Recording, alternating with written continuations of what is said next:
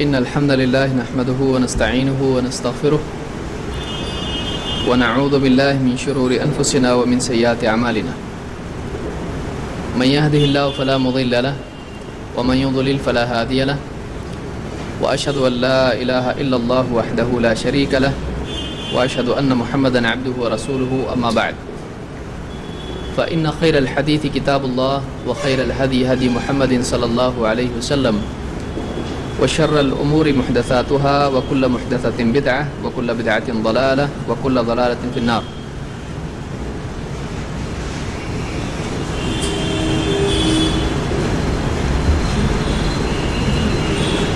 پچھلے درس میں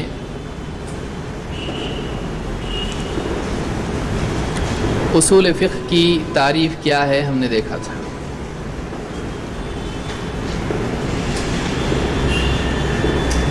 اصول فقہ یہ ہے کہ اجمالی طور پر ہم فقہ کے دلائل میں بحث کریں.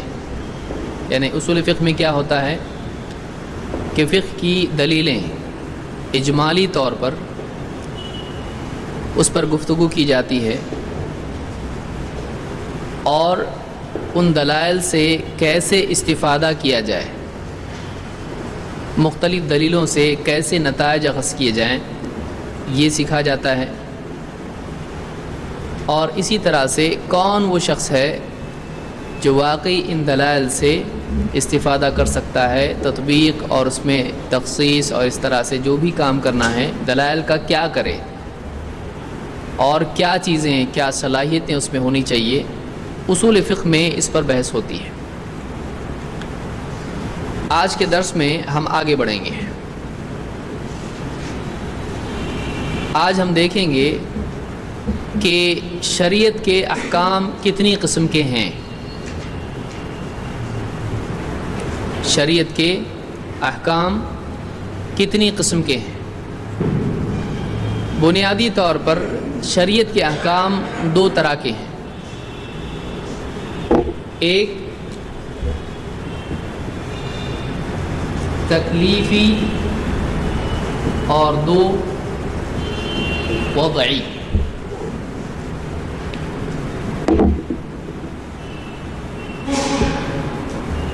شریعت کے احکام دو قسم کے ہیں. ایک تکلیفی اور دوسرے وضعی. یہ کیا ہے؟ تکلیفی احکام یہ ہیں کہ اللہ کی طرف سے بندے کو کچھ چیزوں کے بارے میں بتایا گیا ہے کہ وہ یہ اس کے لیے یہ کرنا ضروری ہے یا وہ ایسا کرے، یا پھر کچھ ایسی چیزیں ہیں جس کے بارے میں اس کو منع کیا گیا ہے کہ اس نے بالکل ایسا نہیں کرنا ہے یا اس کو بچنا چاہیے، یا پھر اس کے لیے گنجائش ہے وہ کرے، اس کے لیے جائز ہے، اس کی مرضی پر چھوڑ دیا گیا ہے. تو بندے کو کچھ چیزوں کا مکلف کیا گیا ہے ان چیزوں کے کرنے یا نہ کرنے کے اعتبار سے، اجازت ہونے یا نہ ہونے کے اعتبار سے. تو ان احکام کو کیا کہیں گے؟ الاحکام التکلیفیہ. یہ تکلیفی احکام ہیں. تکلیف کا لفظ آپ سمجھ سکتے ہیں مکلف کرنے سے ہے. وہ ذمہ دار ہے کہ اس نے ایسا کرنا ہے یا ایسا نہیں کرنا ہے. دیکھیے دو چیزیں ہیں. ایک تو یہ کہ ایسا کرنا ہے، اوپر سے حکم آیا ہے. ایک ہے کہ ایسا نہیں کرنا ہے، ایسا حکم آیا ہے. تیسرا یہ کہ اس پر چھوڑ دیا گیا ہے، چاہے تو وہ کرے چاہے تو نہ کرے. تو بندے کے لیے اختیار کا ہونا نہ ہونا اور کوئی چیز کرنا اور کوئی چیز چھوڑنا، یہ تین حالتیں ہو سکتی ہیں. صحیح ہے؟ کتنی حالتیں ہو سکتی ہیں؟ ایک تو یہ حالت ہے. تین حالتیں ہیں. ایک یہ کہ اس کو اللہ کی طرف سے حکم آئے تم نے یہ کرنا ہے. دوسرا اس کو حکم آئے تم نے یہ نہیں کرنا ہے. تیسرا اس کو حکم آئے تم چاہو تو کرو چاہو تو نہ کرو، یعنی اللہ کی طرف سے اس کو اختیار دیا جائے. تو یہ تین قسم کی حالتیں بندے کی ہوتی ہیں. ان حالتوں کے اعتبار سے وہ مکلف ہوتا ہے، اس پر ذمہ داری ہوتی ہے، کرے نہ کرے، چاہے تو کرے چاہے تو نہ کرے۔ کبھی حکم ایسا ہوتا ہے کہ جو لازم ہوتا ہے، کرنا ہی پڑے گا، چھوٹ نہیں ملے گی، اور کبھی حکم اس اعتبار سے ہوتا ہے کہ کرو اچھا ہے، نہیں کرے کوئی بات نہیں، لیکن کرو تو بہت اچھا ہے۔ تو کرنے کے کاموں میں بھی دو قسم کے کام ہوتے ہیں، ایک یہ کہ وہ کرنا ضروری ہے، اور دوسرا یہ کہ کرے تو بہت اچھی بات ہے۔ اسی طرح سے نہ کرنے کے کاموں میں، منع کاموں میں دو قسم کے کام ہوتے ہیں، اسٹرکٹلی تم نے نہیں کرنا ہے ایسا، اور کبھی ایسا ہوتا ہے نہ کرو تو اچھا ہے، خواہ مخواہ کیوں کر رہے ہو، نہ کرنا اچھا ہے، لیکن اگر کر لیا کوئی کام ایسا جو اسٹرکٹلی منع نہیں ہے، ٹھیک ہے تمہاری مرضی، لیکن اچھی بات نہیں کی تم نے۔ تو اس اعتبار سے کل ملا کر احکام جو تکلیفی احکام ہیں ان کی 5 قسمیں ہیں۔ تکلیفی احکام کی کتنی قسمیں ہیں؟ 5 اعتبار سے بندہ کسی نہ کسی چیز کا مکلف ہوتا ہے۔ یہ کیا ہیں؟ کرنے کے اعتبار سے 2، نہیں کرنے کے اعتبار سے 2، اور اختیار کے اعتبار سے 1۔ ٹھیک ہے، 2 ادھر 2 ادھر، 1 بیچ میں۔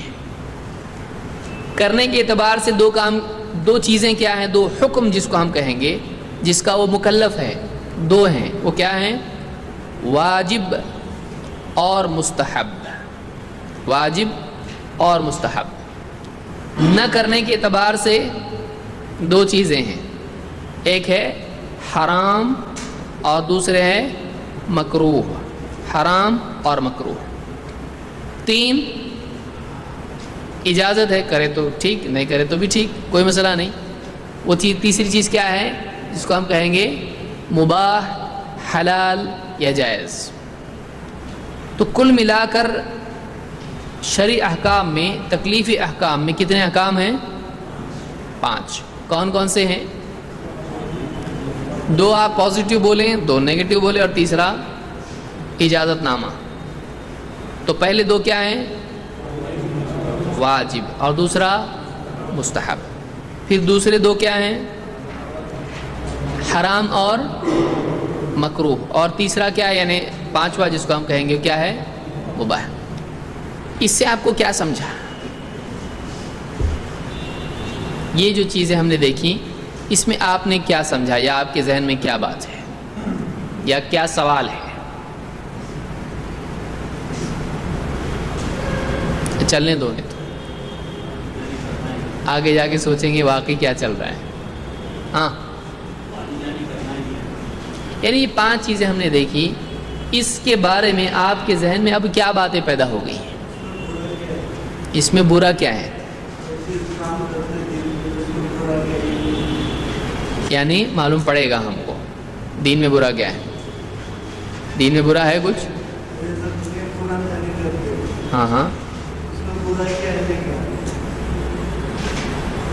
نہیں، ہم یہ دیکھ رہے ہیں یہاں پہ، ٹھیک ہے وہ بدعت کے بارے میں ہے، لیکن ہم یہ دیکھ رہے ہیں کہ اللہ تعالیٰ نے مختلف حکم دیے ہیں بندے کو، مختلف چیزوں سے منع کیا ہے اور چیزوں کی اجازت دی ہے۔ تو بندے کی کتنی حالتیں ہوتی بنیادی طور پر؟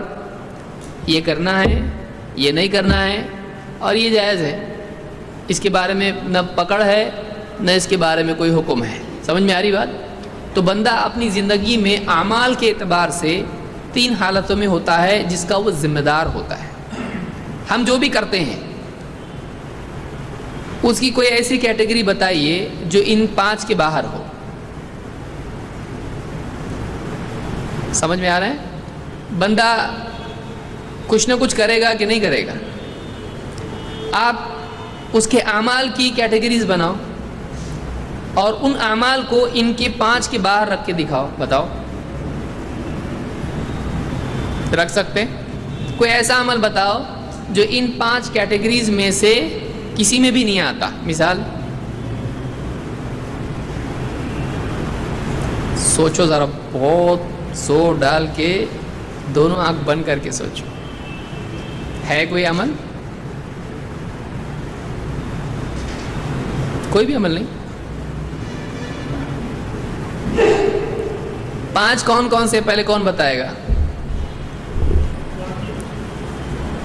واجب. پہلے تو بولیں گے ہم کو واجب ہی معلوم نہیں تو تم یہ کیوں پوچھے؟ واجب، مستحب، حرام، مکروہ اور مباح. یہ آپ کو معلوم ہے یہ کیا ہے؟ نہیں معلوم. ٹھیک ہے، ایک ایک کر کے اب ہم دیکھتے ہیں کہ اس لیے پہلے یہ پوچھا گیا تو پہلے سوال پیدا ہو، پہلے یہ تو بتا ہم کو کیا ہے. اس کے بعد ہم دیکھیں گے کہ اعمال 5 کے باہر جاتے کیا نہیں جاتے. تو اب ہم یہ دیکھیں گے کہ یہ 5 کیٹیگریز کیا ہیں. جو ہمارا یہ کہنا ہے کہ بندہ جو بھی عمل کرتا ہے وہ عمل ان 5 میں سے کسی نہ کسی کیٹیگری میں جائے گا، ان کے باہر نہیں جائے گا. ٹھیک، یہ اپنا بولنا ہے کہ جو بھی عمل ہم کرتے ہیں وہ ان 5 تقاسیم میں سے، 5 چیزوں میں سے، 5 خانوں میں سے کسی ایک خانے میں ضرور جائے گا، چاہے کچھ بھی کریں. مثال کے طور پر میں مثالیں دیتا ہوں. فجر کی نماز پڑھنا ایک مثال ہے، تہجد کی نماز پڑھنا دوسری مثال، شراب پینا تیسری مثال، نماز میں بیجا حرکت کرنا چوتھی مثال، اور آلو کھانا. یہ 5ویں مثال. سمجھ میں آئے؟ 5 مثالیں میں دے رہا ہوں، پھر سے دیتا ہوں. ایک، 5 وقت کی نمازوں کا اہتمام. 2، تہجد کی پابندی یا مسواک کرنا. نمبر 3، شراب، جوا، زنا یہ کام کرنا. نمبر 4، نماز میں بیجا حرکت کرنا، کھجانا بار بار، یا نماز میں ایسا لباس پہننا جو نماز کے لائق نہیں ہے، سب چھپا ہوا ہے لیکن خواہ ایسے کپڑے پہن رہا ہے جو نہیں پہننا چاہیے، یا ایسی باتیں کرنا جس میں رکاکت ہو، یعنی جس میں حرام بات وہ نہیں کر رہا ہے لیکن مناسب نہیں ہے، ایسی باتیں کر رہا ہے. ادب کی باتیں نہیں کر رہا بلکہ اصولی اعتبار سے ایسی باتیں کر رہا ہے جو ادب کے دائرے کے باہر ہیں لیکن گناہ اس کو نہیں ہے. یا گوشت کھانا، یا ٹہلنا، یا لیٹنا.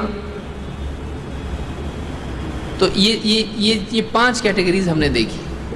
5 وقت کی نماز پڑھنے کے بارے میں اور تہجد پڑھنے میں دونوں میں فرق کیا ہے؟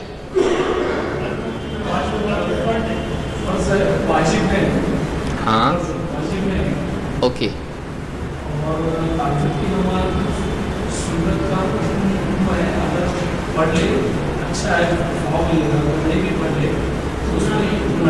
تو تہجد میں اور فجر کی نماز میں کیا فرق ہے؟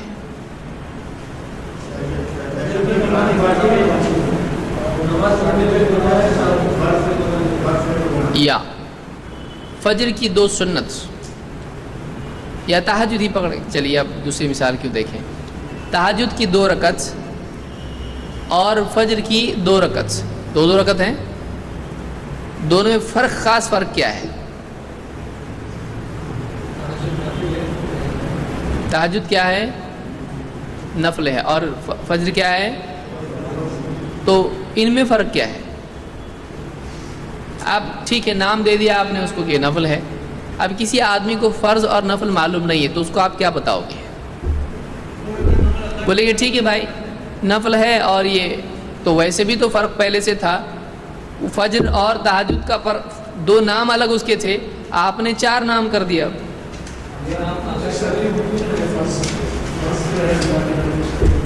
شرعی حکم ہے، یعنی تہجد اگر نہیں پڑھیں گے تو فجر کی نہیں پڑھیں گے تو گناہ ہوگا، اور تہجد اگر نہیں پڑھیں گے تو گناہ نہیں ہوگا. یعنی یہ فرق دونوں میں ہے کہ تہجد کی نماز اگر نہیں پڑھتے ہیں تو گناہ ہوگا، ہے نا؟ نہیں ہوگا. اور اگر فجر کی نماز نہیں پڑھتے ہیں تو گناہ ہوگا، اور اگر پڑھتے ہیں تو فجر کی نماز ثواب ملے گا یا گناہ ہوگا؟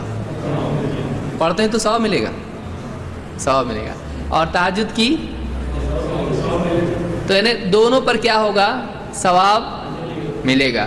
لیکن اگر فجر کی چھوڑتے ہیں تو گناہ بھی ہے، پڑھنے پر ثواب ہے اور نہ پڑھنے پر، اور تہجد کی نماز پڑھنے پر لیکن نہ پڑھنے پر، تو یہ ایک فرق معلوم ہوا کہ دونوں میں فرق ہے۔ تو کرنے کے اعتبار سے دو قسم کے عمل ہوتے ہیں، ایک عمل وہ ہوتا ہے جس کا کرنا لازم ہوتا ہے، اور اگر اس کو آدمی امتثالاً کرے، میں یہ لفظ اس لیے استعمال کر رہا ہوں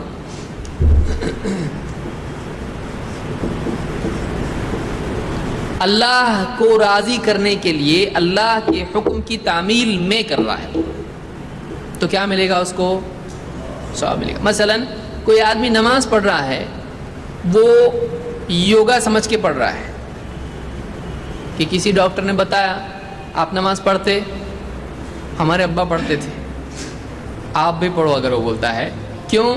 آپ کا وزن اتنا زیادہ ہے، آپ کا تھوڑا ہڈی پسلی ٹھیک ہو جائے گی اگر آپ نماز پڑھو گے، کیونکہ نماز میں یوگا ہے۔ اب وہ نماز یوگا کی نیت سے پڑھ رہا ہے، اگر یوگا نہیں ہوتا تو یہ نماز نہیں پڑھتا، تو کیا اس کو ثواب ملے گا؟ کیوں نہیں ملے گا؟ اس کی نیت اللہ کی عبادت کی ہے نہیں ہے۔ اگر اس کی صحت صحیح ہو جائے تو نماز بھی کیا کر دے گا؟ چھوڑ دے گا۔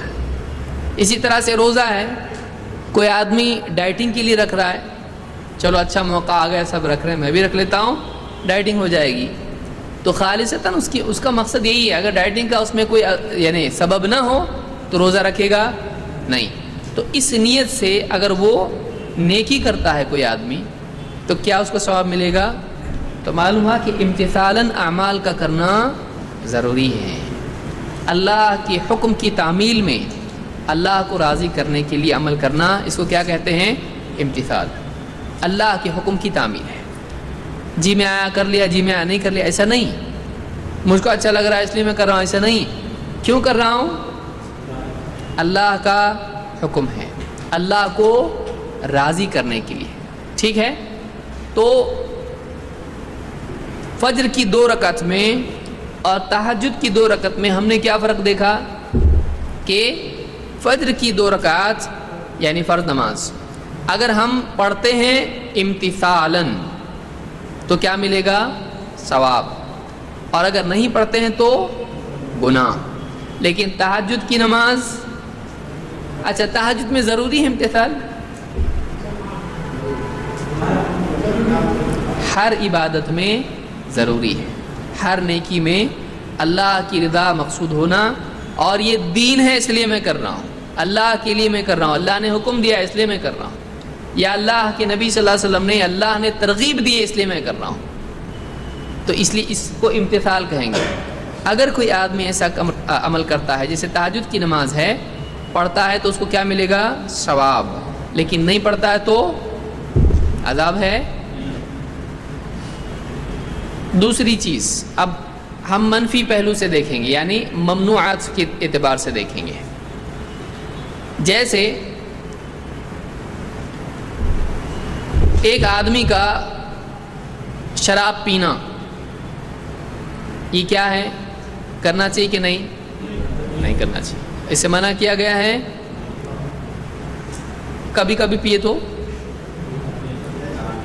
بہت تھک گئے، یا کوئی پارٹی ہو، ولیمہ ہو، خوشی کا دن ہو، یا گھر میں بہت جھگڑا ہوا ہو، سمجھ میں نہیں آ رہا کیا کروں، تو پی سکتے ہیں؟ کبھی نہیں پی سکتے۔ ہمیشہ کے لیے شراب کیا ہے؟ حرام ہے، ممنوع ہے۔ لیکن اس کے مقابلے میں دوسری مثال، جیسے میں نے مثال دی، نماز میں بے جا حرکت کرنا ہے، نماز میں یہاں وہاں نگاہ کا چلانا، یا اسی طرح سے یعنی ایسی حرکت کرنا جو ادب کے مروءہ کے خلاف ہے۔ جیسے مثال کے طور پر مجلس میں لوگ بیٹھے ہوئے ہیں، یہ پاؤں پھیلا کے بیٹھ گیا ان کے سامنے، کیا ایسا کرنا اچھا ہے؟ منع ہے۔ آپ بات کریں بار بار ناک میں انگلی ڈال رہے ہیں، آپ ایسا بچے کو منع کرو گے کہ کہو گے بہت اچھا کرتا رہے تو ایسا، یا تجھ کو اجازت ہے، کیا کریں گے آپ؟ نہیں. بار بار ایک بچہ جو ہے تھوک باہر نکالتا ہے اور واپس اندر لیتا. بچے کیا نہیں کرتے ہیں، بچوں کو دیکھیے آپ، بہت ساری چیزیں سیکھنے ملیں گی. عجیب و غریب چیزیں کرتے ہیں بچے. یا مثلا کوئی چیز کھا رہا ہے اور پھر ہاتھ میں لے رہا ہے پھر کھا رہا ہے، یا اس طرح کی کوئی بھی حرکت ہے جس میں مطلب کراہت ہے، کراہت ہوتی ہے، تو کیا ایسی چیز حرام ہے؟ سمجھ میں آ رہا ہے آپ کہ بچے کا ہاتھ پر تھوکنا بار بار، یا آدمی کا کرنا ایسا، ویسے تو آدمی کرے گا نہیں. اس طرح کی مثالیں دے رہا ہوں میں.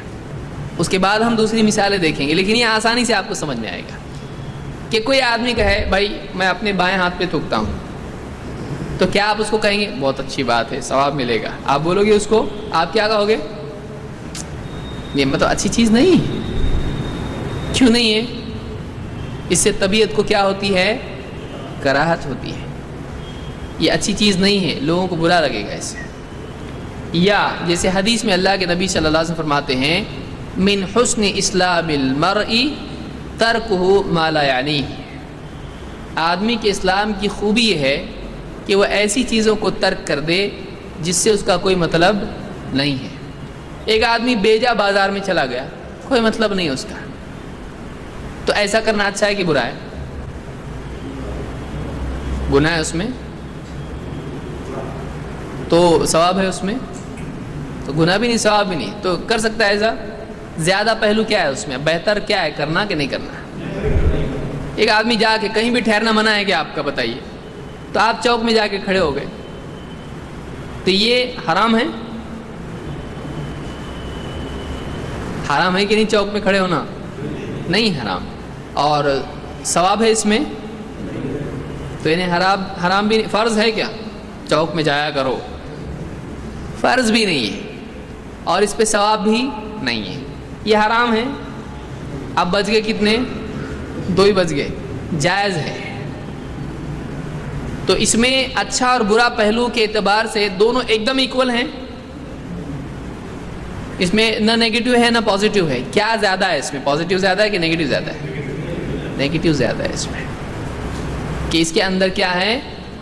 خیر کا پہلو کم ہے، یا اس کے اندر نقصان نہ ہونے کا پہلو کم ہے، نقصان ہونے کا پہلو زیادہ ہے. سبب وہ بن سکتا ہے کسی نقصان کا، ناپسندیدہ چیز ہے. یہ آسانی سے میں سمجھا رہا ہوں، پھر ہم شرعی مثالوں کی طرف آئیں گے. تو ایسی چیز جس میں پازیٹیو پہلو کم ہو، نیگیٹو زیادہ ہو، یا ایسی چیز، اب آ رہا ہوں میں، جس کو منع کیا گیا ہو لیکن سختی سے منع نہ کیا گیا ہو، اس کے کرنے کی گنجائش رکھی گئی ہو، ایسی چیز کیا ہوتی ہے؟ اس کو مکروہ کہتے ہیں. تو یہ 5 قسم کی چیزیں ہوئی. تو بندے کے اعمال 5 قسم کے ہوں گے. کرو تو اچھا ہے، مت کرو نہیں کیے تو بہتر ہے، اور کرنا چاہو کرو، نہیں کرنا چاہے مت کرو. تو 5 قسم کی چیزیں ہوتی ہیں، ایک ایک کر کے ہم دیکھیں گے کیا ہے. ٹھیک؟ تو یہ کون سے احکام ہیں؟ 5 چیزیں کون سی کیٹیگری میں جا رہے ہیں؟ تکلیفی یا وضعی؟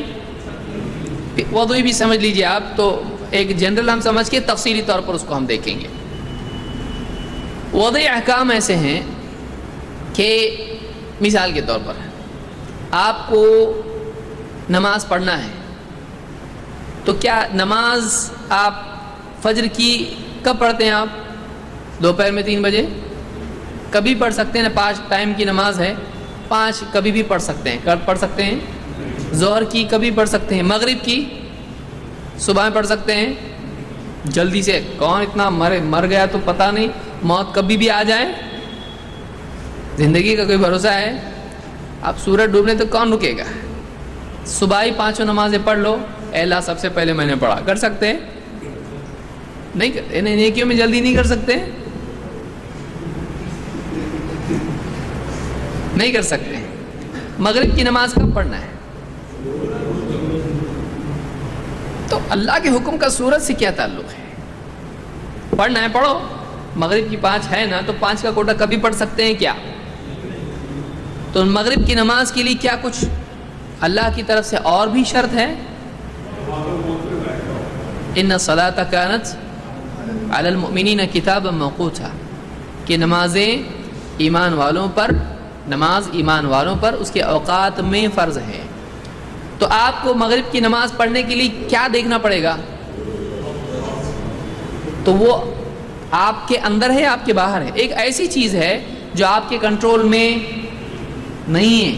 تو آپ جب تک کہ سورج ڈوبتا نہیں ہے آپ مغرب پڑھ سکتے؟ تو مغرب کی نماز کو اللہ نے ایک اور چیز سے جوڑ دیا ہے کہ وہ دیکھو سورج ڈوبا، ٹھیک، ڈوبا تو آپ پڑھ سکتے ہیں، ڈوبا نہیں تو پڑھ سکتے۔ تو ایسے یہ کیا ہے؟ یہ وضعی احکام ہے۔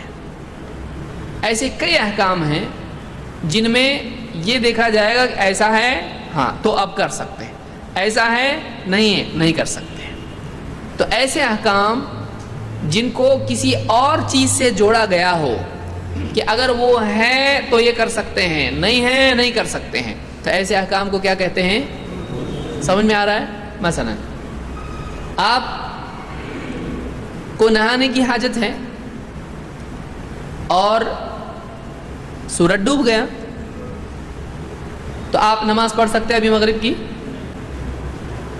اب سورج تو ڈوبا نا، آپ جب سے بول رہے تھے سورج ڈوبنے تک نہیں پڑھ سکتے، سورج ڈوب گیا اب نہیں پڑھ سکتے۔ جنابت کی حالت میں آپ ہیں، کیا آپ نماز پڑھ سکتے ہیں؟ نہیں۔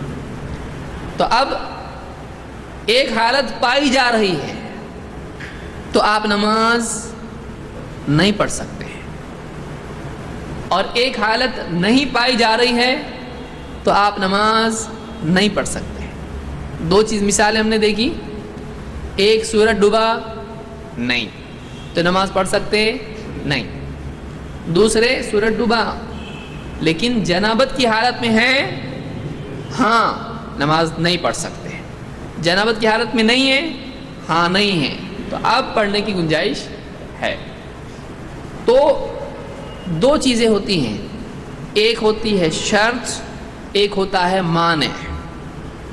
شرط ایسا ہوا تو ایسا کرو تو کر سکتے ہیں، مانع رکاوٹ، نماز پڑھنے میں رکاوٹ۔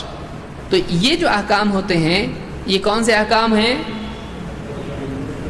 وضعی۔ اللہ وضع کا مطلب ہوتا ہے رکھنا۔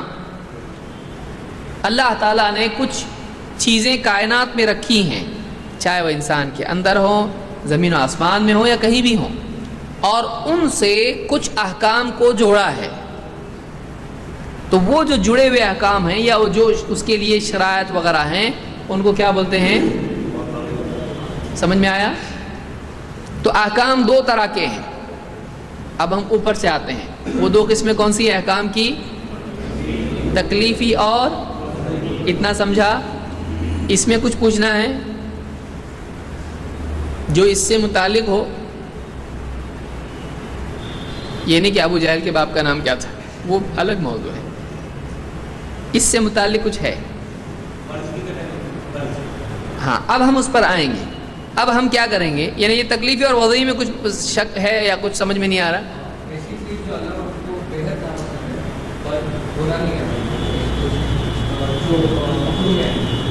جیسے آپ طلاق کی مثال دینا چاہ رہے ہیں، ابغض الحلال الی اللہ الطلاق، یہ حدیث صحیح نہیں ہے۔ سب سے ناپسندیدہ چیز جو یعنی حلال ہے اللہ کے نزدیک طلاق ہے، یہ حدیث سند کے اعتبار سے صحیح نہیں ہے۔ تو بے حد ناپسند کا مطلب یہ ہے کہ حرام ہوگا، سختی سے ناپسند ہو، کہ اللہ تعالیٰ نے سختی سے اس کو ناپسند کیا ہو۔ مکروہ ہمیشہ جائز ہوگا۔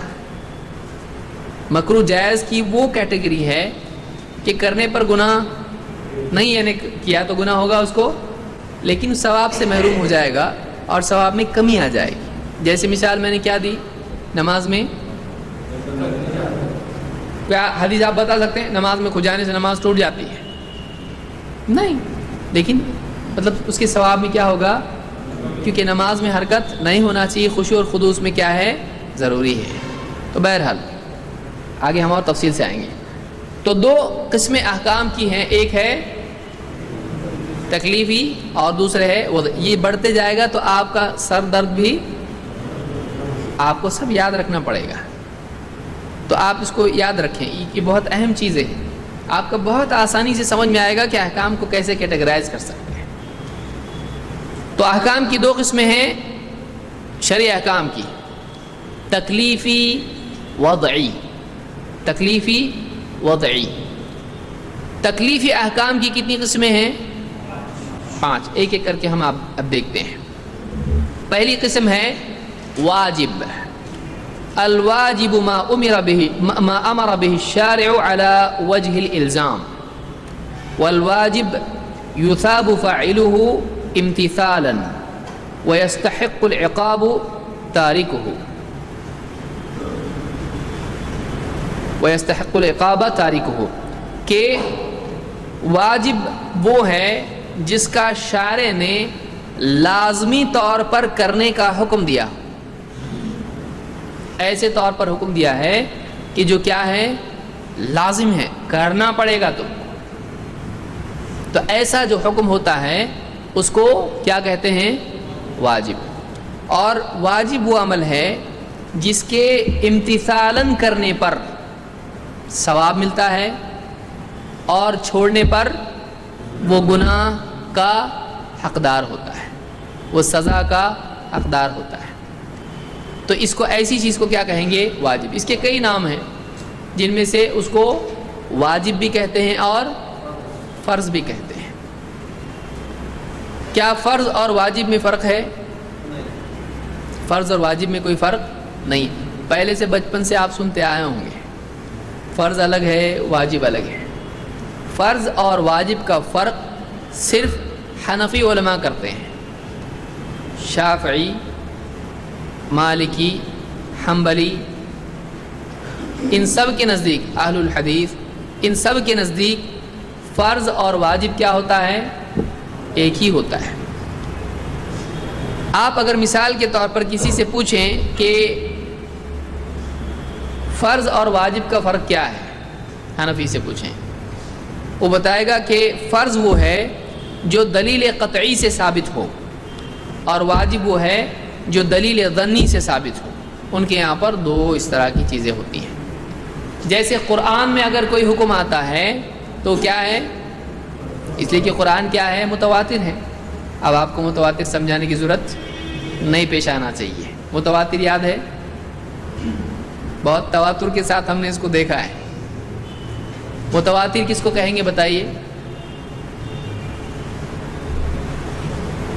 متواتر اس کو کہیں گے جو ہم پڑھ کے نہیں آئے۔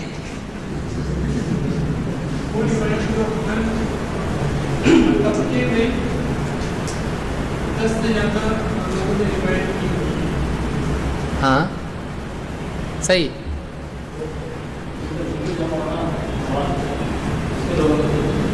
ایسی روایت جس کے روایت کرنے والے ہر دور میں جتنے رہو کے سب کا جھوٹ پر جمع ہونا ہے۔ ایسی روایت جس کے ہر زمانے میں اتنے زیادہ راوی ہوں کہ عادتاً ان کا جھوٹ پر جمع ہونا محال ہو، ناممکن ہو، ہر زمانے میں زیادہ لوگ، تو اس کو کیا کہتے ہیں؟ متواتر۔ تو حدیث کے بارے میں احناف کہتے ہیں کہ دلیل کیا ہے؟ ظنی ہے، اس میں راوی سے غلطی ہو سکتی ہے، تو اس وجہ سے یہ قرآن کا ویٹیج نہیں رکھتی ہے، حدیث وہ ویٹیج نہیں رکھتی ہے، جو قرآن کے اندر جو مضبوطی ہے، قوت ہے، وہ نہیں ہے۔ بعض روایتیں متواتر ہوتی ہیں، سب متواتر نہیں ہوتی ہیں۔ تو کوئی حکم اگر کسی حدیث میں آئے جو متواتر نہ ہو تو ایسا حکم فرض نہیں کہلائے گا، ایسا حکم کیا کہلائے گا؟ واجب۔ یہ کس کا کہنا ہے؟ حنفیوں کا۔ لیکن اس طرح کا فرق صحابہ کرتے تھے؟ نہیں کرتے تھے۔ ایک آدمی بھی اگر آ کر بتا دیتا کہ اللہ کے رسول صلی اللہ علیہ وسلم کا یہ حکم ہے تو کیا وہ اس کو مان لیتے؟ کیا اس کو لازم سمجھتے؟ بالکل لازم سمجھتے۔ تو اس طرح کی تفریق کتنے لوگ بول رہے بتاؤ؟ پھر اس کے بعد وہ فیصلہ کریں گے کہ ہاں یہ قطعی ہو گیا، اب یہ فرض ہو گیا. ایسا ہم کو نہیں ملتا ہے، ایسا ہم کو نہیں ملتا ہے. تو واجب اور فرض کیا ہیں؟ ایک ہیں. واجب کے معلوم کرنے کے اعتبار سے احکام کئی اعتبار سے ہوتے ہیں. جیسے اللہ تعالیٰ قرآن کریم میں اگر فرماتا ہے کتب علیکم الصیام کما کتب علی الذین من قبلکم لعلکم تتقون، تم پر روزے لکھ دیے گئے جیسا کہ تم سے پہلوں پر لکھے گئے تھے تاکہ تم میں تقوی پیدا ہو. تو کتبہ کا لفظ جب آتا ہے کتب علیکم، تم پر لکھا گیا، کتاب اللہ علیکم، تم پر یہ لکھا جا چکا ہے، تو یہ لفظ بھی ایک قرینہ ہوتا ہے، یہ کیا ہے؟ لازم ہے. یا جیسے فرضت الصلاۃ، نماز فرض ہوئی، یا واجب کا لفظ آئے، وجب یا واجب اس طرح کا لفظ آئے تب بھی وہ واجب یا فرض ہوتا ہے. جیسے اس کی تردید کہ دونوں میں فرق ہے، اس حدیث سے بھی ہوتی ہے کہ اللہ کے نبی صلی اللہ علیہ وسلم فرماتے ہیں اذا التقى الختانان، یعنی اگر ایک آدمی کی شرمگاہ عورت سے مل جائے، ختنہ کی جگہیں دونوں کی ملاقات ہو جائے تو فقد وجب الغسل، تو غسل کیا ہو جاتا ہے؟ اذا التقى الختان الختان فقد وجب الغسل، کہ جب ختان سے مل جائے تو غسل واجب، وجب الغسل. آپ یہ بتائیے کہ قرآن میں غسل کا حکم ہے یا نہیں جنوبی کے لیے؟ لیکن حدیث کیا بتا رہی ہے؟ غسل کیا ہو جاتا ہے؟ تو فرض ہوتا ہے یا واجب ہوتا ہے؟ تو قرآن کے اعتبار سے تو غسل کیا ہو گیا؟ جنوبی کے لیے بیوی سے صحبت کرنے کے بعد غسل کیا ہو جاتا ہے؟ فرض ہوتا ہے، کیونکہ قرآن میں اس کا حکم ہے حتیٰ تغتسل، اللہ نے کہا ہے نا، تو غسل کا حکم وہاں ہے. لیکن حدیث میں کیا آ رہا ہے اس کے لیے لفظ؟ فقد وجب الغسل، تو غسل واجب ہو گیا. تو معلوم ہوا کہ فرض واجب ہو سکتا ہے، تو اس میں کوئی فرق نہیں ہے. تفریق کی دلیل تفریق کرنے والے کو دینی پڑے گی. دونوں بھی کیا ہیں؟ ایک ہی. یہاں پر اس میں دونوں کو ایک ہی استعمال کیا گیا لفظ، یعنی الگ لفظ سے ایک ہی چیز پر اطلاق ہو رہا ہے، یعنی دونوں کیا ہیں؟ ایک ہیں.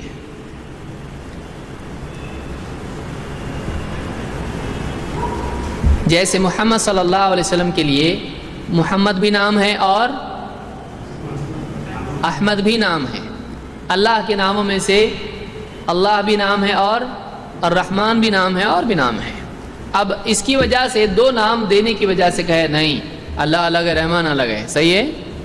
محمد الگ ہے احمد الگ ہے، صحیح ہے؟ نہیں.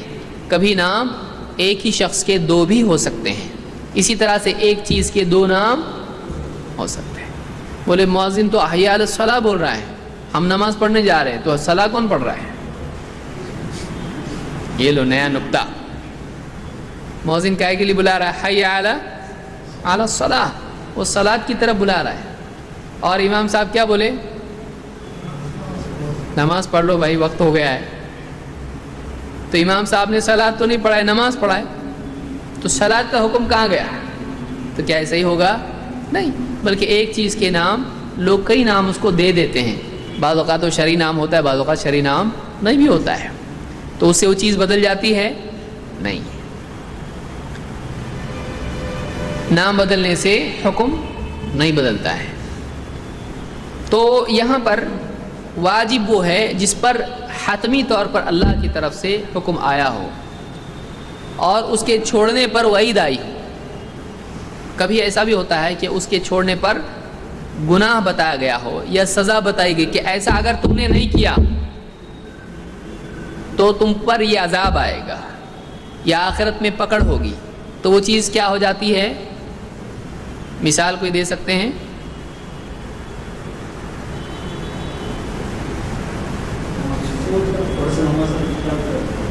فرض نماز کا ترک کر دینا.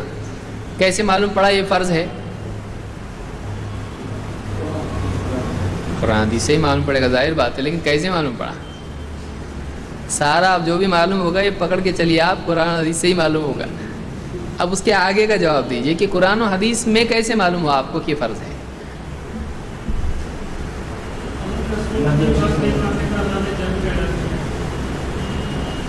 وہ اجمالی دلیل ہوئی، تفصیلی نہیں ہے، تفصیلی دلیل ہے۔ دیکھیے فقہ کے بارے میں تفصیلی دلیل ہوگی یا اجمالی؟ اگر آپ کہتے ہو کہ واجب نہ کرنے پر گناہ گار ہوگا تو وہ دلیل صحیح ہے، اللہ اس کے رسول کی نہیں ماننے پر جنگ کا اعلان ہے، تو وہ کوئی بھی بات نہ ماننے پر ہے، تو وہ کس کی دلیل ہے؟ واجب کی دلیل ہے کہ واجب لازم ہوتا ہے، لیکن نماز لازم ہے۔ فلا صدق ولا صلی، تو یہاں پر ولا صلی اللہ نے کہا، نماز نہیں پڑھی اور اللہ نے اس پر ڈانٹ دی ہے، تو اس کی مطلب یہ معلوم ہوا کہ نماز کیا ہے؟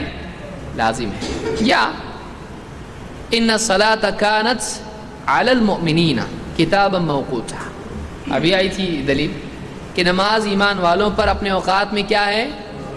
یہاں پر لفظ کیا آیا؟ کتابا موقوتا، لکھی گئی ہے، لیکن نہ پڑھنے پر گناہ ہوتا ہے۔ ایسی کون سی دلیل آپ دے سکتے ہو؟ نہ کرنے پر گناہ ہوتا ہے، سزا ملے گی، لعنت ہوگی، تو اس سے بھی معلوم پڑتا ہے کہ یہ لازم ہے۔ فویل للمصلین الذین هم عن صلاتهم ساہون، ایسے نمازیوں کے لیے بربادی ہے جو نماز سے غافل ہیں، اپنی نمازوں سے غافل ہیں، یعنی نمازوں کو ان کے اوقات پر نہیں پڑھتے ہیں، لاپرواہی کرتے ہیں۔ تو معلوم ہے کہ نماز کے بارے میں لاپرواہی کرنا کیا ہے؟ گناہ ہے، گناہ ہے۔ جیسے مثال کے طور پر حدیث میں اللہ کے نبی صلی اللہ علیہ وسلم فرماتے ہیں کہ من رأى منکم منکرا فلیغیرہ بیدہ فإن لم یستطع فبلسانہ فإن لم یستطع فبقلبہ وذلک اضعف الایمان، جو کسی برائی کو ہوتا دیکھے وہ اس کو ہاتھ سے روک دے، اگر یہ بھی نہیں کر سکتا ہے زبان سے روکے، اگر یہ بھی نہیں کر سکتا ہے دل سے اس کی مخالفت کرے، اور یہ ایمان کا کمتر درجہ ہے۔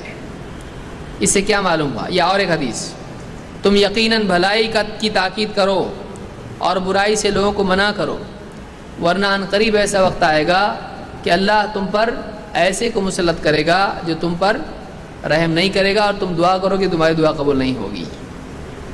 اس سے کیا معلوم ہوا؟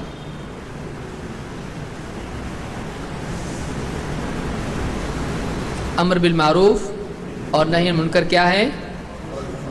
لازم ہے۔ اس سے ایمان میں فرق پڑتا ہے، اس سے اللہ ناراض ہو کر دعائیں قبول کرنا روک دیتا ہے۔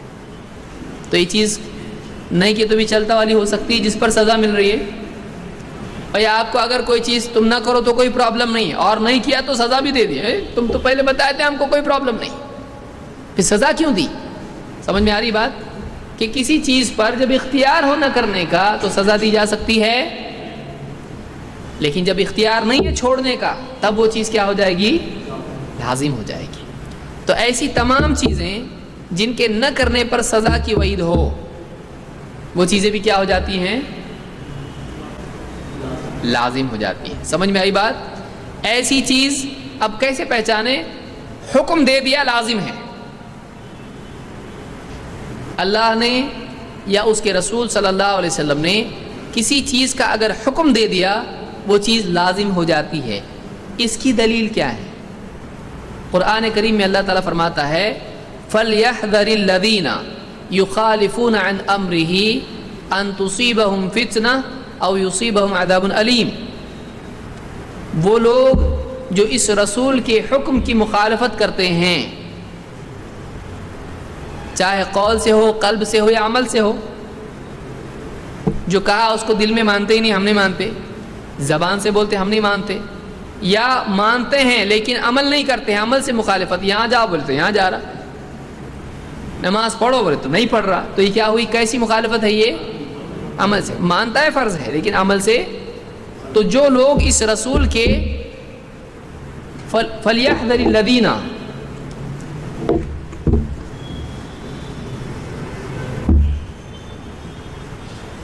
فَلْيَحْذَرِ الَّذِينَ يُخَالِفُونَ عَنْ أَمْرِهِ أَن तुसीबहुम फितना औ युसीबहुम अदाबुन अलीम। तो डरना चाहिए उन लोगों को जो मुखालफत करते हैं इस रसूल के हुक्म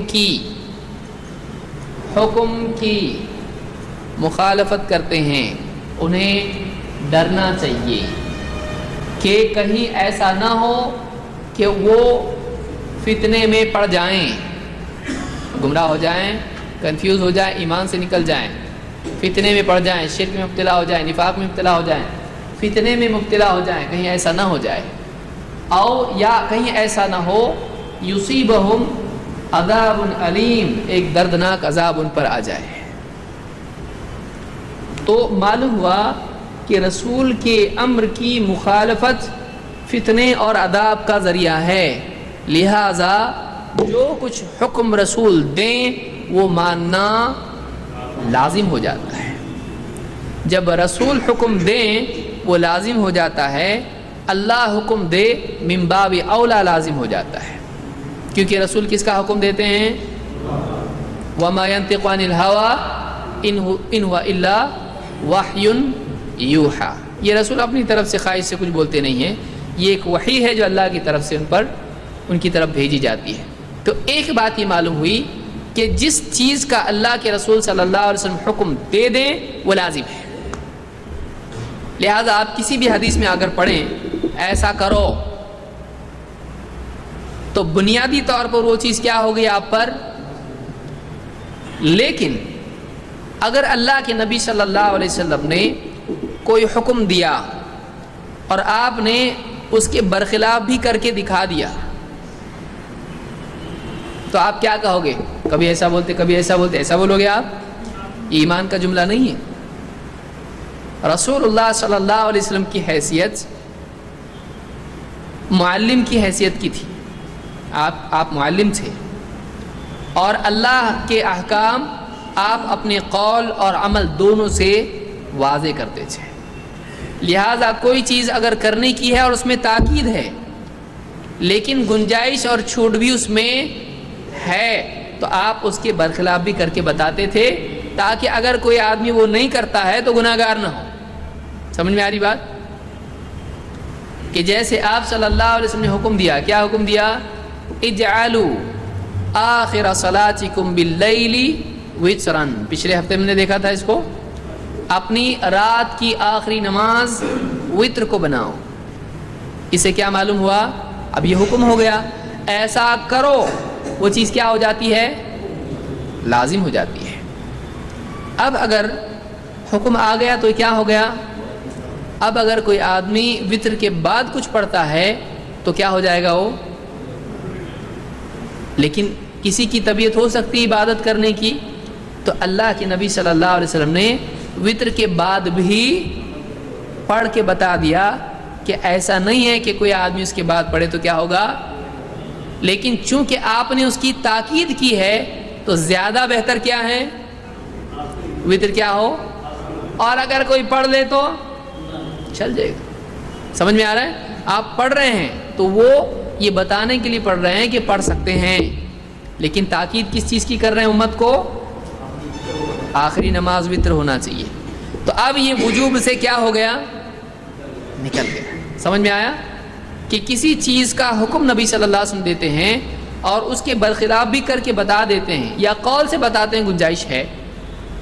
जैसे बैन कुल्ल अदानैन सलाह, बैन कुल्ल अदानैन सलाह 3 मरतबा आपने कहा। हर 2 अजानों के बीच में नमाज है। हर 2 अजानों यानी अजान और इकामत, ये दोनों क्या होती हैं? अजान इसको कहा जाता है। हर 2 अजान, अजान और इकामत, बीच में नमाज है। फिर आखिरी मरतबा आपने क्या फरमाया? लिमन शाह, जो पढ़ना चाहे उसके लिए। क्यों? ताकि ये लाजिम ना हो जाए। इसीलिए आपने क्या फरमाया कि लौला अन अशुक्क अला उम्मती लअमरतुहुम बिस्सिवाकी इंदा कुल्ली सलाह। اگر مجھے امت کی مشقت کا ڈر نہیں ہوتا لَأَمَرْتُهُمْ، دیکھیے اب حدیثیں آپ کو واضح ہونے لگیں گی. لَأَمَرْتُهُمْ، میں انہیں کیا کرتا؟ امر. انہیں امر کا مطلب کیا ہے؟ حکم. امر بالمعروف، معروف نیکی کا حکم دینا، کی تاکید کرنا، کرو. کمانڈ، آرڈر جس کو آپ کہتے ہیں، ایسا کرو کہنا، اس کو کیا کہتے ہیں؟ امر. تو آپ نے فرمایا کہ اگر مجھے امت کی مشقت کا ڈر نہیں ہوتا تو میں انہیں حکم دیتا کہ وہ ہر نماز کے وہ کیا کریں. تو دیے حکم؟ کیوں نہیں دیے؟ لازم ہو جاتا ہے. تو معلوم ہوا کہ جو حکم رسول صلی اللہ علیہ وسلم دیں وہ کیا ہو جاتا ہے؟ لازم ہو جاتا ہے. سمجھ میں آیا؟ تو کچھ احکام وہ ہیں جو لازم ہیں. کیسے معلوم ہوتا ہے کیا لازم ہے کیا لازم نہیں ہے؟ اس کا حکم موجود ہوتا ہے. اس کا حکم موجود ہوتا ہے. جیسے کوئی چیز ایسی ہو کہ اللہ کے نبی صلی اللہ علیہ وسلم نے اس کو کیا ہو لیکن حکم نہ دیا ہو، تو وہ چیز لازم ہوگی یا نہیں؟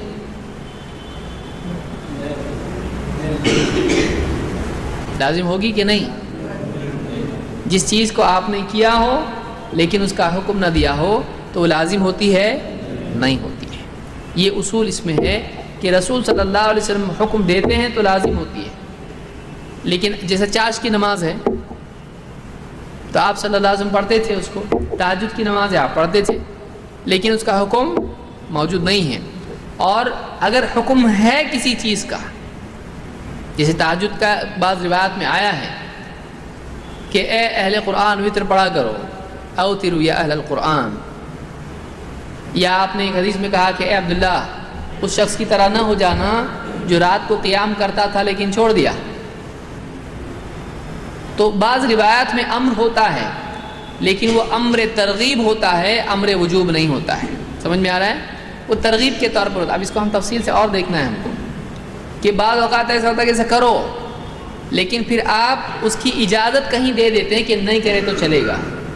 یا صحابہ میں کچھ اس کو کرتے تھے اور کچھ نہیں بھی کرتے تھے ایسا معلوم ہوتا ہے، اور آپ صلی اللہ علیہ وسلم اس کو ٹوکتے بھی نہیں ہیں ایسا معلوم ہوتا ہے. یا آپ اس کے برخلاف کرتے ہیں تو اس سے معلوم ہوتا ہے کہ یہ چھوڑے تو بھی چلتا ہے. سمجھ میں آیا؟ تہجد فرض نہیں ہے، اس کی کیا دلیل ہے؟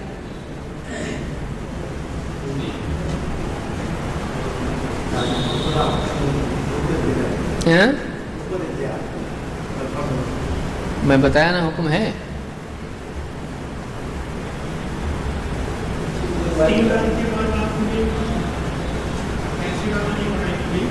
جماعت سے نہیں پڑھائی لیکن انفرادی.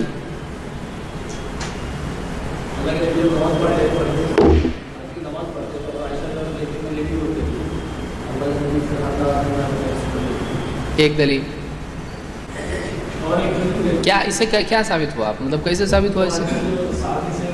اس سے کیسے ثابت ہوا یہ سمجھے آپ لوگ؟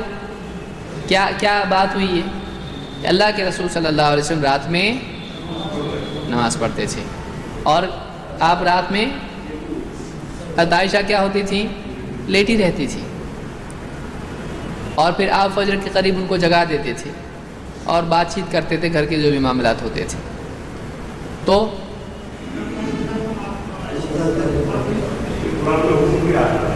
اس سے لازم کہاں آتا ہے کہ وہ نہیں پڑھتی تھی؟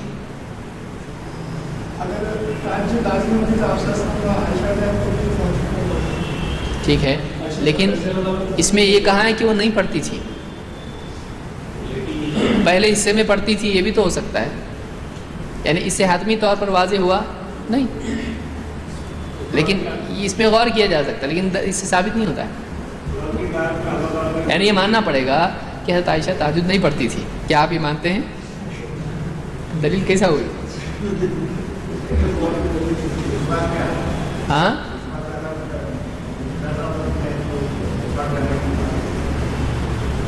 جو تہجد کی بات کر رہے ہیں ہم لوگ، مسواک کی نہیں.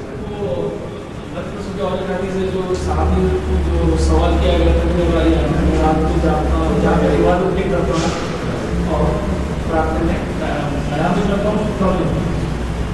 تو یہ مطلب اس سے یہ کہاں ثابت ہوا کہ رات میں کسی رات میں تہجد نہیں بھی پڑھنا چاہیے؟ یہ ہے کہ پوری رات اس کا پس منظر کیا ہے؟ پوری رات جاگوں گا، سوؤں گا نہیں. تو رات کا ایک حصہ سو کے ایک حصہ عبادت کرنا اس میں ہے. یہ کہا ہے کہ مت نہیں پڑھ سکتا ہے.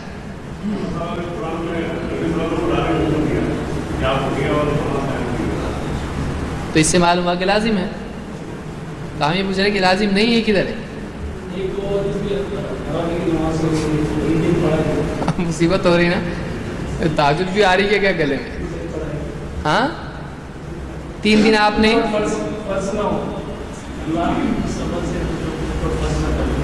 بالکل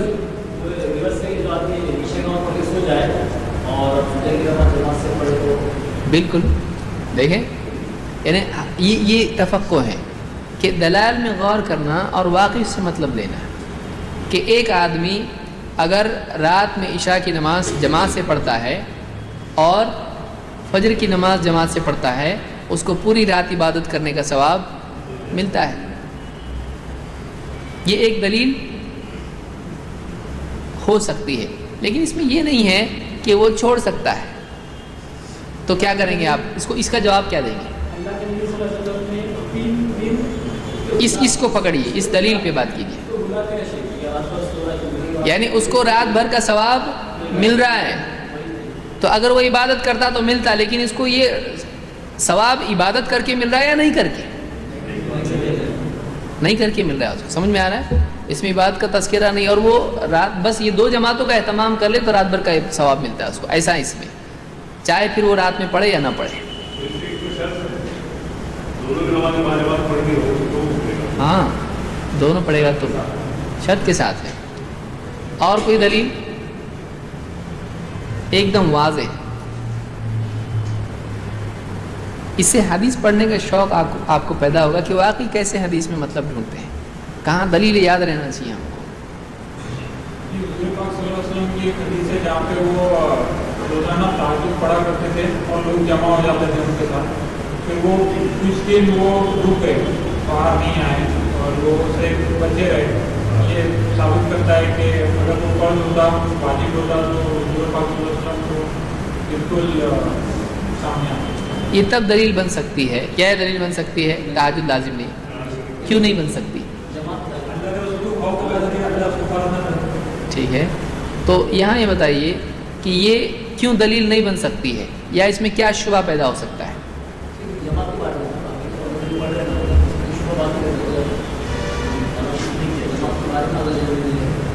یعنی کیا ان راتوں میں اللہ کے نبی صلی اللہ علیہ وسلم نے اور صحابہ نے تہجد نہیں پڑھی؟ تو پھر آپ نے چھوڑا کیا؟ تو پھر تہجد چھوڑنے کی دلیل ہے کیا اس میں؟ سوچو سوچو سوچو، اس میں ہے دلیل. ہاں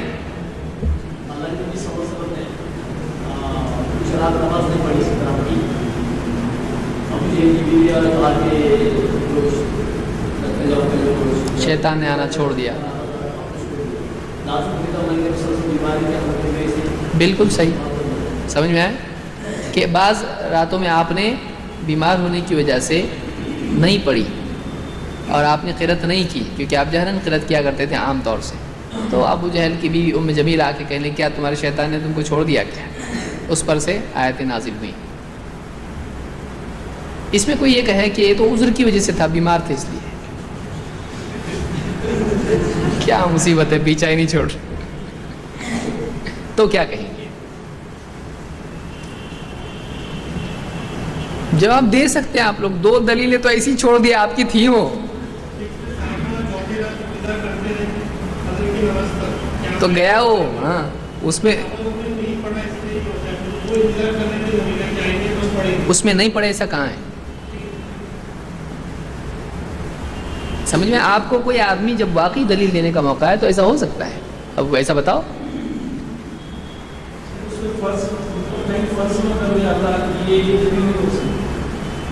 کیا فرض نہ کرے؟ اب آپ کو دیکھیے اس میں یہ بات ہوتی ہے کہ معنی اخذ کرنے کے لیے الفاظ ہونے چاہیے. یہ بات سمجھ میں آئی؟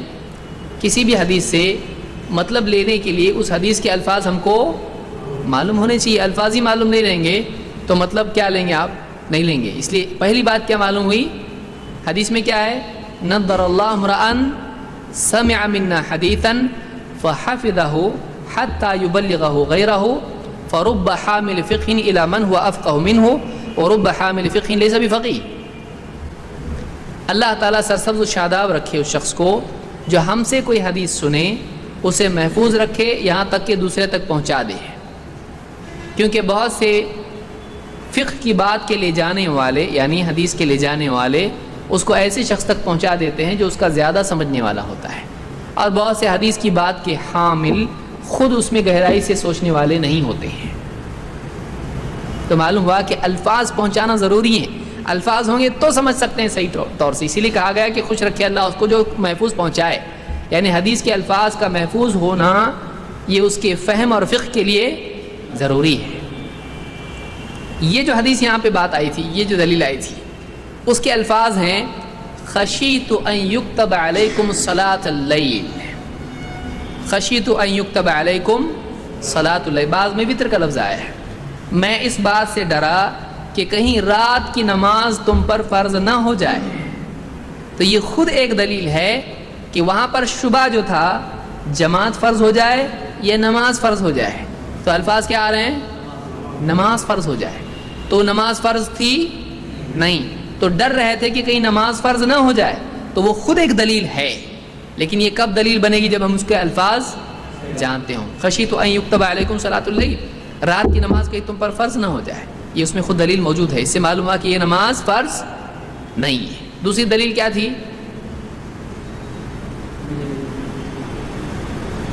ام جمیل کی نہیں, ہاں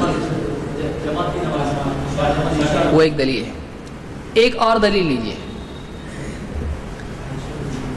ہاں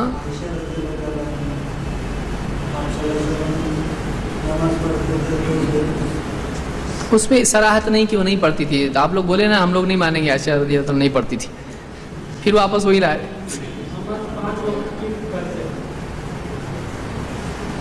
یہ تہجد فرض نہیں کی دلیل کیا ہے؟ دیکھیے, اللہ کے نبی صلی اللہ علیہ وسلم کے پاس ایک شخص آیا, اس نے آپ سے کہا کہ آپ کا بتانے والا ہمارے پاس آیا تھا اور اس نے ہم کو بتایا کہ 5 وقت کی نمازیں اللہ نے ہم پر فرض کی ہیں, تو کیا یہ صحیح ہے؟ اس نے قسمیں دے کر, مختلف روایات اس میں آئی ہیں, تو اس کے علاوہ میرے اوپر کچھ ہے کیا؟ 5 وقت کی نمازیں ہیں. آپ نے کہا ہاں. اس نے سچ کہا. کہا کیا اس کے علاوہ اور مجھ پر کچھ لازم ہے؟ آپ نے کہا نہیں, الا ان تطوع, الا یہ کہ تو اپنے طور پر پڑھے, اس کے علاوہ تجھ پر فرض کچھ ہے؟ تو معلوم ہے کہ 5 وقت کی نمازیں کیا ہیں, اور کوئی وقت ایسا نہیں ہے کہ اس وقت کی نماز بھی فرض ہو. اور تہجد کون سے وقت کی نماز ہے؟ اس کا نام کیا ہے؟ صلاۃ اللیل. صحیح نا, قیام اللیل, صلاۃ اللیل, وہ کیا ہے؟ لازم ہے نا. پھر آگے ادھر ہی تو لازم نہیں ہے, 5 وقت کی نمازیں فرض ہیں. یا یہ اس دلیل سے کیا معلوم ہوا؟ 5 فرض ہے, اس کے علاوہ فرض نہیں. اگر یہ 6ٹھی نماز بھی ہوتی تو آپ بولتے یہ بھی فرض ہے. وہ آدمی مکہ میں آیا تھا یا مدینہ میں؟ اور ہم کو کیا معلوم, وہ مدینہ میں آیا تھا کیونکہ آپ نے آدمی بھیجا تھا, مدینہ کی روایت سے. اور وہ من اللیل فتہجد بہ کون سی آیت ہے؟ مکی ہے مدنی ہے؟ سورہ بنی اسرائیل کہاں کی ہے؟ یہ مکی ہے, مکی ہے. اور اس طرح کی یا ایھا المزمل قم اللیل الا قلیلا, وہ مکی ہے. تو اس سے معلوم ہوا کہ یہ جو امر ہے یہ امر وجوب نہیں ہے. اگر یہ لازم ہوتا تو ایسا نہیں ہوتا. یعنی آپ صلی اللہ علیہ وسلم بتاتے کہ 5 نمازوں کے علاوہ بھی ایک نماز ہے جو کیا ہے؟ فرض ہے. سمجھ میں آیا؟ ایسی اور بھی دلیلیں آپ کو مل سکتی ہیں جس میں معلوم ہوتا ہے کہ یہ نماز لازم نہیں. یہ ایسا ہم کو دیکھنا پڑتا ہے, تب جا کے ہم کسی چیز کے بارے میں نتیجے پر پہنچتے ہیں یہ لازم ہے یا نہیں ہے. ٹھیک ہے, آج کے لیے میں سمجھتا ہوں اتنا کافی ہے.